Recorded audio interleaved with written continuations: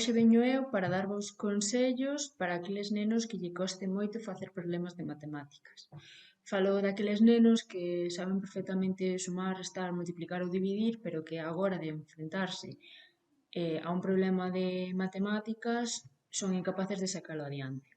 Isto pode deberse a dúas variantes. En primeiro lugar, que haxa un problema de comprensión lectora, é dicir, nada que ver coas matemáticas, simplemente o neno é incapaz de extraer esa idea ao ler o enunciado do problema. Como podemos saber máis ou menos como si vai por aquí encamiñada a situación? Nos damoslle un problema ao neno, que ele intente resolvelo, non será capaz, e se despois, cando nós o lemos en alto, sí que é capaz de resolvelo, entón o problema pode estar derivado dunha falta de comprensión lectora. Como se traballa isto? Lendo, lendo e lendo, e temos todo o verán por diante para facelo. Pola outra parte, pode ser que o neno entenda perfectamente a nivel de comprensión lectora que lle di o enunciado, pero que non sepa trasladar eso a unha operación matemática. Entonces, vamos a falar de diferentes estrategias que podemos ter para suplir este verán esa carencia. En primer paso, vamos a intentar buscar os datos.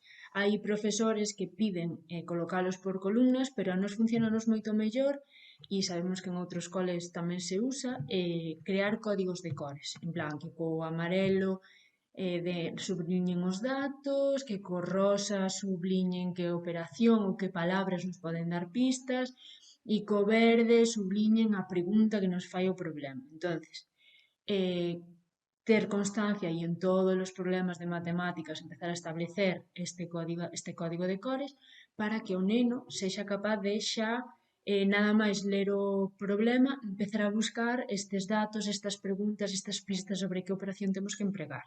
Bueno, hai xente que recomenda facer tarxetas asociando preguntas a operación matemáticas. Por exemplo, se Susana ten 2 lápices e entra a unha tenda a mercar 3 lápices, cantos lápices ten agora en total Susana? E entonces, canto ten en total asocialo a unha suma. Pero a nós ese método non nos gusta porque iso ao final, é engañoso, porque se eu che digo que Susana ten 3 lápices e prestou 2 a Lucas e cantos lápices ten agora en total Susana, aí é unha resta.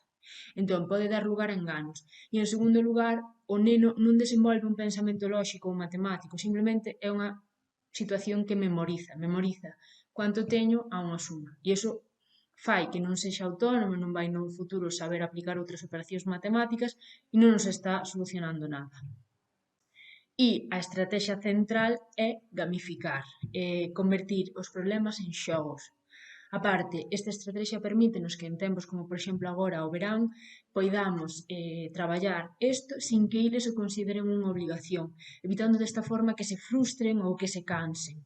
E vai nos a dar moito máis xogo. Como podemos facer isto? Por exemplo, nós na academia traballamos moito con estas gomas, vale?